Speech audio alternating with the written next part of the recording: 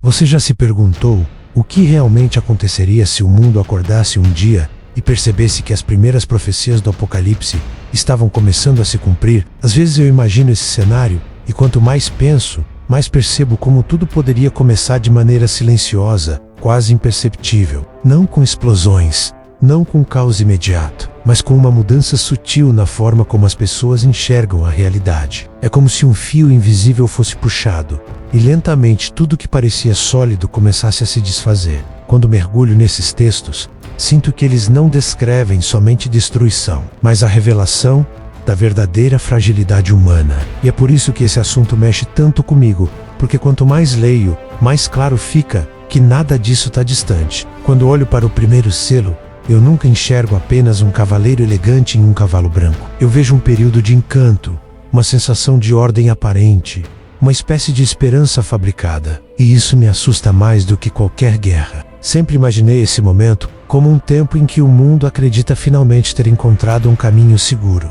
um líder convincente, uma solução que parece brilhar mais do que tudo que veio antes. Só que essa paz não é verdadeira, menos. Ela é estratégica, calculada, quase programada para acalmar a humanidade enquanto algo maior se aproxima. O que sempre me chama a atenção é como esse selo mexe com o psicológico coletivo.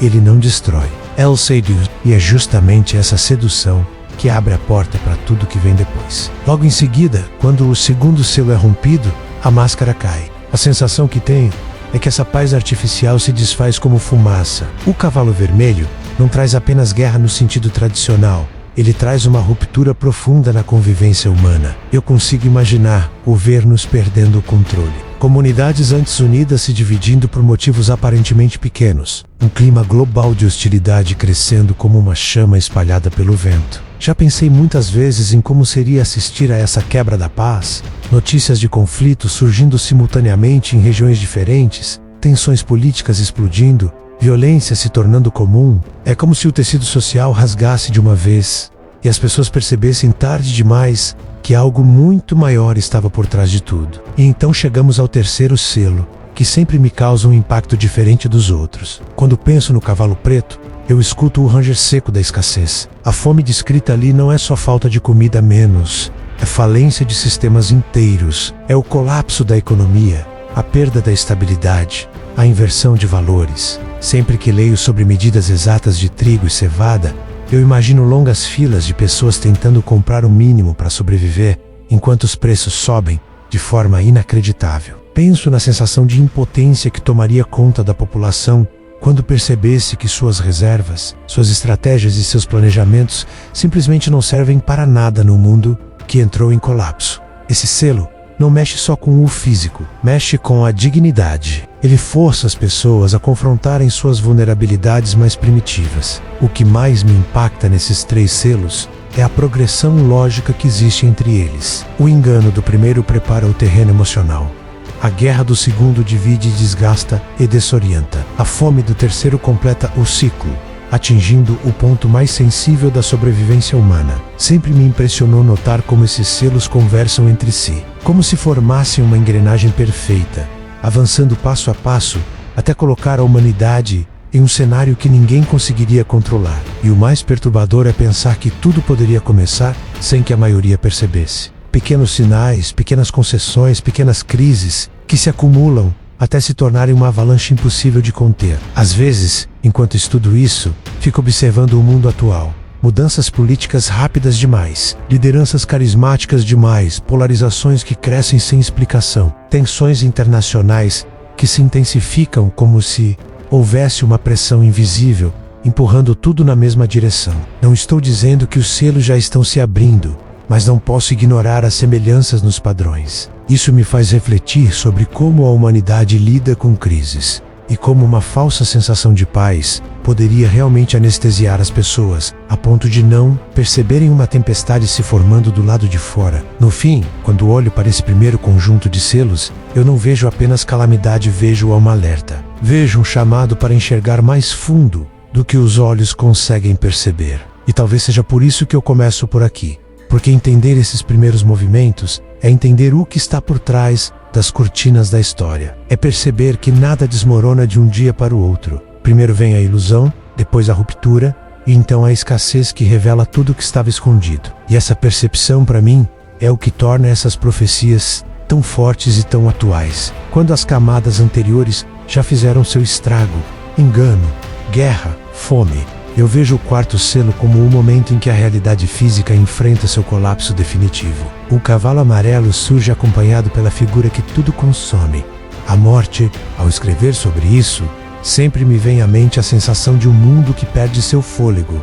Não é só gente morrendo, é um processo amplo que atinge saúde, esperança e estruturas sociais. Eu penso em hospitais lotados, em serviços que param, em comunidades inteiras tendo que aprender a lidar com perdas em escala. O que mais me toca nesse selo é a naturalidade com que a morte se instala, não como um único evento trágico, mas como uma nova rotina amargurada. E quando a morte vem com o poder de extinguir um quarto da terra, eu imagino famílias inteiras desmanchando, cidades que se tornam mapas de ausências, memórias queimadas pela impossibilidade de preservar o presente. Há um detalhe que sempre me perfura. Junto com a morte caminha o domínio daquilo que foi criado para dar segurança, mas que na hora H mostra-se frágil. Tecnologias que deveriam salvar, cadeias de suprimento que deveriam sustentar, conexões que deveriam proteger, tudo isso revela-se insuficiente diante da força deste selo. Eu sinto um vazio prático, a impotência do homem diante do que supera sua engenhosidade. E é aí que a narrativa bíblica vai além do choque físico.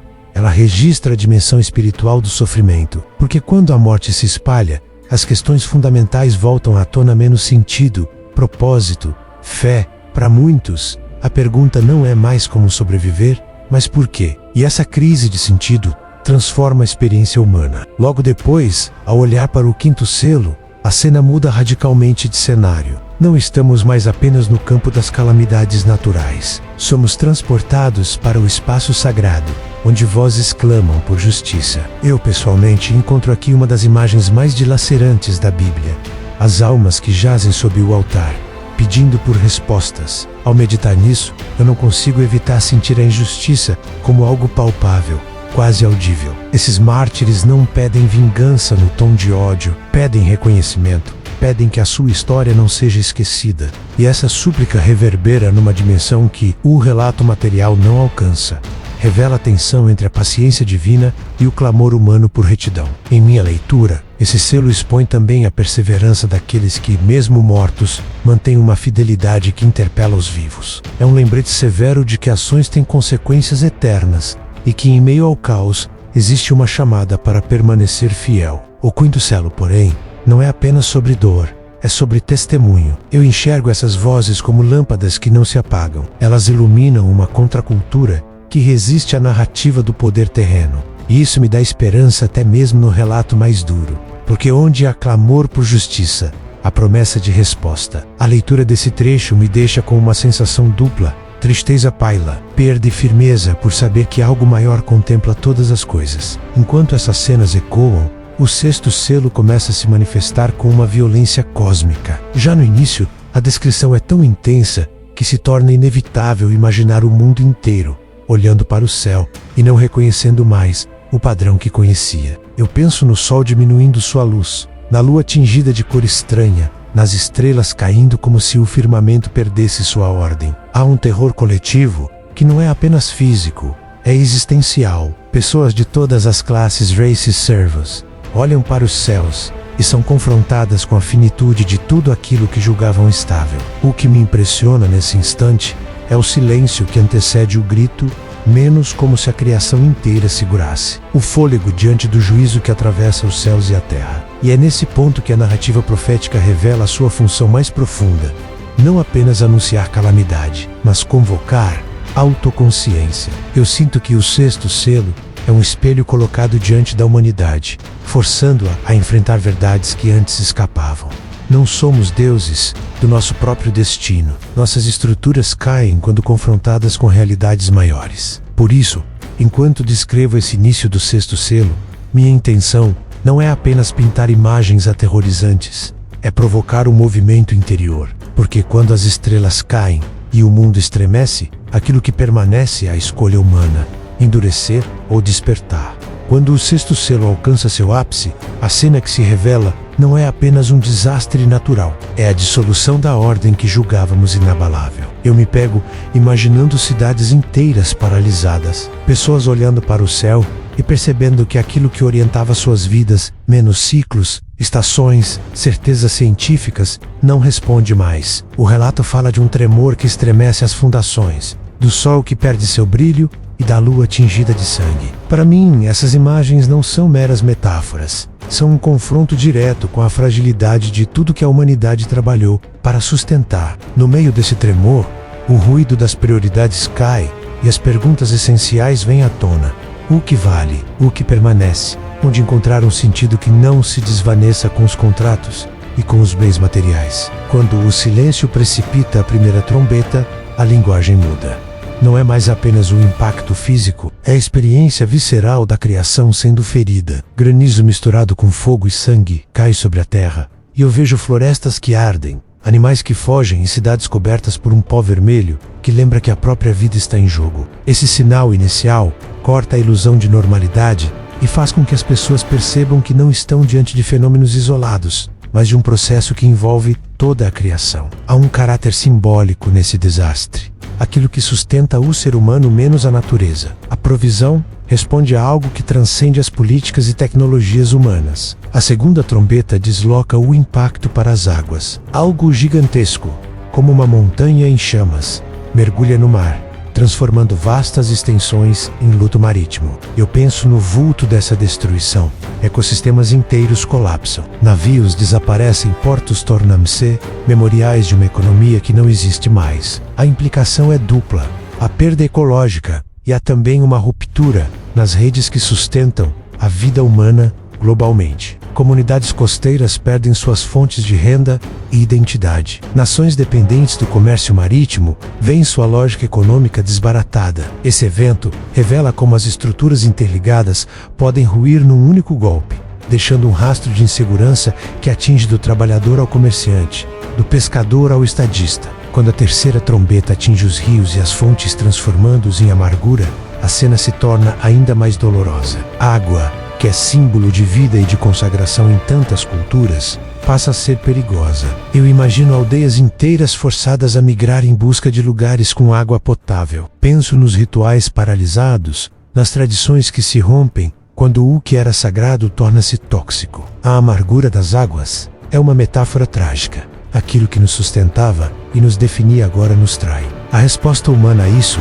é a busca frenética por alternativas, soluções improvisadas e um realinhamento da ordem social onde os mais vulneráveis são os primeiros a sentir os efeitos. A quarta trombeta tem um efeito que atinge o relógio do próprio mundo. Quando 1/3 do Sol, da Lua e das estrelas é tocado, a regularidade do tempo e da luz sofre uma ruptura. Eu sei o quanto essa imagem pode parecer abstrata, mas seu impacto prático é enorme. Plantações perdem ciclos de colheita, a navegação se torna precária, feriados religiosos e roteiros cotidianos perdem referência. Psychologicamente, a perda de ritmo produz uma sensação de desorientação coletiva. Quando a luz que orientava a vida humana vacila, as pessoas buscam novas referências e muitos entram em desespero, medo ou tentativas frenéticas de restaurar a normalidade por meios humanos. Uma coisa que não posso deixar de notar enquanto descrevo esses eventos é a variedade das reações humanas. Nem todos se arrependem ou se voltam para uma procura espiritual profunda. Vi imagens mentais de multidões discutindo teorias científicas, líderes políticos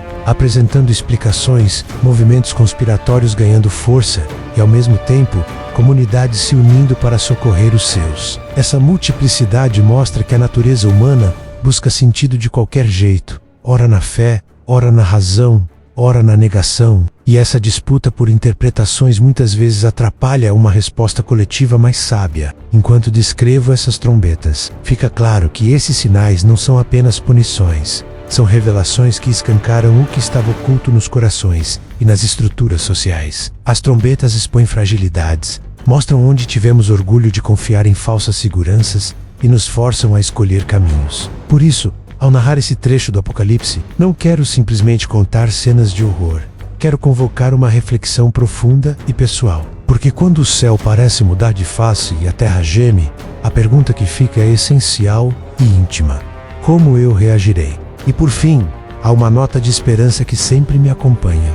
Mesmo em meio a esses julgamentos, a narrativa bíblica insiste que não estamos sem alternativa. Há espaço para arrependimento, para pequenas luzes de resistência, para comunidades que se levantam em solidariedade. Se eu pudesse resumir em uma só mensagem, diria: observe, prepare o coração e escolha a responsabilidade frente ao tempo que nos toca viver. Quando chego ao ponto em que os selos e trombetas já se fizeram sentir sobre a terra, eu percebo que a narrativa do Apocalipse não é apenas sobre catástrofes físicas, mas sobre o colapso do que o homem considera sólido e permanente. Cada trombeta, cada visão, revela uma camada de fragilidade humana que até então permanecia escondida sob a ilusão de controle e progresso. Eu sinto que essa é a parte mais poderosa da mensagem.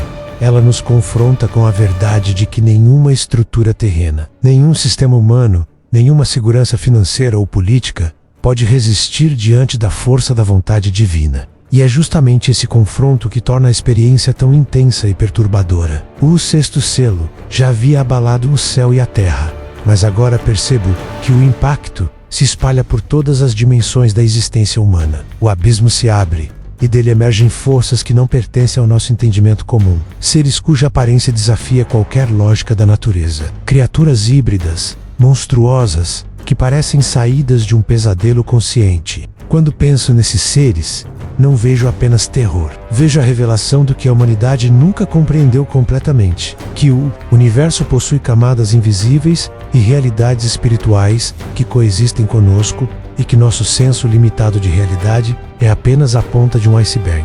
Essa percepção me faz refletir sobre como nossas vidas são pequenas diante do quadro maior da criação, e como os sinais proféticos servem para nos acordar para essa dimensão. Enquanto a fumaça do abismo cobre tudo, trazendo confusão e desorientação, eu percebo o efeito psicológico devastador que isso teria. Pessoas desesperadas correm de um lado para o outro, buscando respostas, tentando salvar vidas, tentando entender o incompreensível. E aqui está a crueldade e a beleza do relato. Não é apenas o caos externo que domina, mas a ruptura interna, o questionamento de tudo que se acreditava sólido. É nesse ponto que a profecia revela sua profundidade. Não é sobre medo gratuito, é sobre a necessidade de reconhecer nossas limitações e dependência de algo maior do que nós mesmos. Quando o anjo anuncia o primeiro dos ais, sinto a tensão subir a um nível quase insuportável. É como se o mundo inteiro estivesse prendendo a respiração. Eu imagino as cenas, multidões assistindo, tentando compreender, enquanto forças sobrenaturais entram em ação. E quando o exército emerge, tão numeroso que excede a contagem humana, eu vejo a magnitude do plano divino. Não se trata de destruição sem propósito, é uma demonstração de poder, uma intervenção que visa revelar a ordem oculta da história e testar a resposta humana. Eu narrar isso, fico impressionado com a precisão da narrativa. Cada detalhe, cada movimento, cada efeito sobre o ambiente mostra que há uma lógica por trás do caos aparente. O impacto desse exército é profundo. Regiões inteiras são transformadas, economias colapsam, populações são deslocadas e a infraestrutura da sociedade humana se fragmenta. Eu me pergunto como seria observar essa cena. Cidades inteiras paralisadas, pessoas sem saber a quem recorrer, líderes impotentes diante da força de um poder que não podem controlar. E é nesse momento que a profecia toca o aspecto mais sensível da humanidade, a percepção de vulnerabilidade absoluta. Não há para onde correr, não há escapatória. Tudo que julgávamos seguro é abalado. Enquanto tudo isso ocorre, a reação humana me chama atenção. Nem todos se voltam para a fé, nem todos se arrependem. Vejo multidões buscando explicações científicas, teorias conspiratórias surgindo, líderes apresentando soluções que já se mostram insuficientes. Mas também vejo comunidades se unindo, ajudando umas às outras, resistindo juntas, buscando manter valores humanos e espirituais. Essa dualidade é fascinante. O Apocalipse expõe não apenas a destruição, mas a resposta do coração humano, mostrando quem desperta e quem permanece cego frente aos sinais. O relato mostra ainda que os sinais não vêm para punir sem propósito. Cada trombeta, cada criatura, cada fenômeno serve como chamada de atenção, como convite à reflexão e transformação. Eu sinto que, ao descrever isso, estou convidando quem assiste a olhar para dentro de si, a refletir sobre escolhas, prioridades e fé. O Apocalipse é um espelho colocado diante da humanidade. Ele revela nossas fraquezas, nossos erros, mas também aponta caminhos de resistência, esperança e consciência. Por fim, mesmo em meio a tamanha destruição e caos, há uma linha de esperança constante. Existe a oportunidade de arrependimento, de mudança, de despertar para a verdade que sempre esteve à nossa frente. Cada evento, cada catástrofe, cada criatura tem um propósito maior: mostrar que Deus não abandona, que a história tem direção e que há um chamado para que a humanidade alinhe sua vida com o que é eterno. E enquanto narro isso, percebo que essa é a mensagem mais profunda do bloco 4. Mesmo diante do aparente fim, ainda há espaço para escolha, discernimento e fé. Quando chegamos aos últimos sinais, sinto que a intensidade do Apocalipse atinge seu ponto máximo.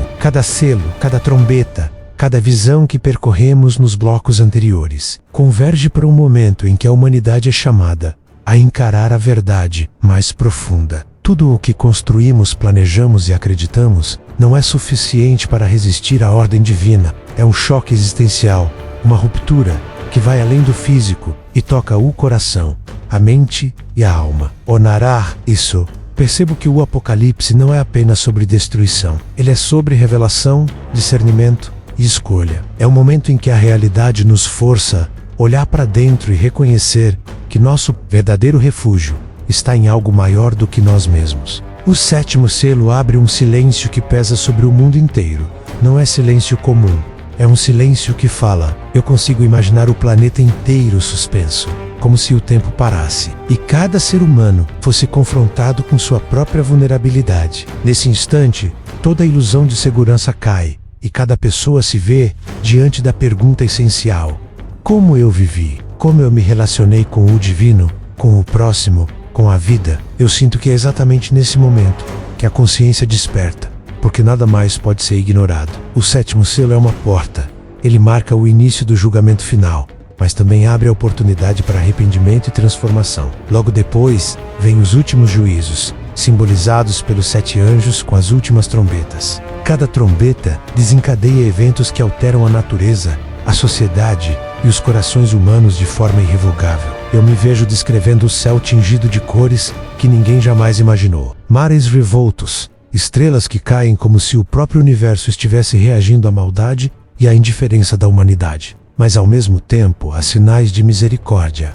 Aqueles que buscam a verdade, que permanecem firmes em fé e retidão, encontram proteção e orientação. Essa dualidade é o que torna a narrativa tão intensa. Não é apenas medo ou condenação. É a chamada para que cada um escolha seu caminho. Enquanto as profecias se completam, penso nos 2 últimos elementos: a manifestação dos exércitos celestiais e o juízo final sobre os poderes terrestres. A Bíblia descreve batalhas tão intensas que só podem ser compreendidas como confronto entre o divino e o humano, entre o espiritual e o terreno. E é aí que eu vejo a essência desta história. Não se trata apenas de anjos, cavaleiros ou trombetas, mas do impacto que tudo isso tem em quem observa. M. Sente em quem escolhe despertar. Eu imagino pessoas de todas as culturas, religiões e contextos olhando para os céus e finalmente entendendo que seus destinos estão entrelaçados com algo maior do que o cotidiano, algo eterno. O 9º e o 10º sinais revelam a destruição e a purificação que ainda aguardam a humanidade. É impossível não sentir o peso desses acontecimentos: fome, guerra, peste, desolação. Mas ao mesmo tempo, mesmo nas descrições mais duras, há esperança. Um chamado para perceber que cada escolha conta, que cada ação tem consequência e que o arrependimento é sempre possível enquanto há vida. Eu sinto que essas profecias falam também de nós hoje, de como nossa própria sociedade se aproxima de limites que não podemos controlar.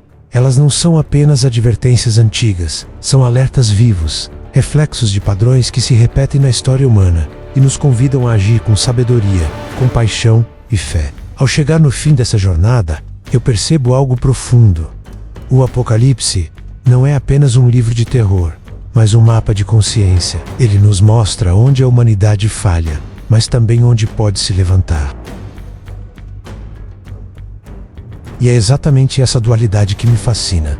Mesmo quando tudo parece perdido, a luz da esperança brilha para aqueles que escolhem enxergar. É um chamado para acordar, para olhar para dentro, para avaliar nossos caminhos e alinhar nossas vidas com princípios eternos. E é por isso que quero agradecer profundamente a você que ficou até o final deste vídeo. Se essa história tocou seu coração, se essas palavras despertaram algo dentro de você, inscreva-se no canal, ative o sininho e acompanhe mais conteúdos como este. Compartilhe com quem você ama, reflita sobre cada profecia e, acima do tudo, lembre-se, Deus está no controle e Ele ilumina o caminho de todos que o buscam com sinceridade. Que cada ensinamento aqui faça diferença na sua vida, que cada reflexão fortaleça sua fé e que você encontre coragem e sabedoria para os tempos que virão. Deus abençoe profundamente sua jornada, guie seus passos e ilumine cada decisão sua. Gratidão por ter ficado até aqui.